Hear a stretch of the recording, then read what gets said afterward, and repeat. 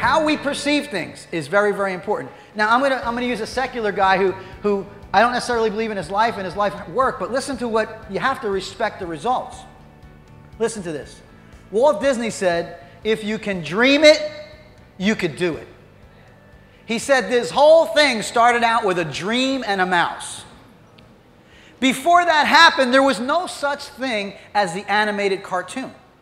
So he saw something that other people didn't see. He could have heard people say, that's ridiculous, there's no such thing.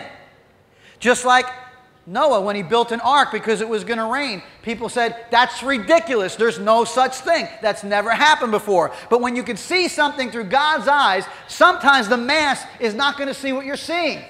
And they're going to see what you're talking about as a man looking like a tree walking. But how we perceive things is very important because it shapes our life. It shapes our reality. It shapes our future. It shapes our potential for the future.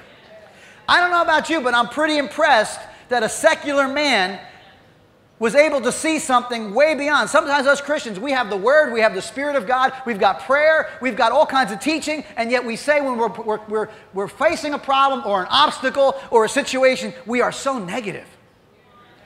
Can I get a witness? And a guy who doesn't have all that somehow, and I know God gave him that creativity, he tapped into something that God gave him, even though he wasn't walking with God. Think about that. And he said this whole thing started with a dream and a mouse. And he was the pioneer of the animated cartoon. Without Walt Disney, there is no cartoons like we see. We have motion pictures that are now cartoons. And not only that, let's look at the results. Annual gross sales for Disney Corporation is $50 billion. Whole thing started with a dream and a mouse. What if he quit when people said, you're nuts? Come on, talk to me a little bit. What if your situation looks obscure? What if what you're facing right now looks bleak? What if what you're going through right now looks like there's no answer? You could take the picture and the snapshot of what your life looks like right now, and that can be your framework, that can be your reality, or you can say, I choose to dream the dream.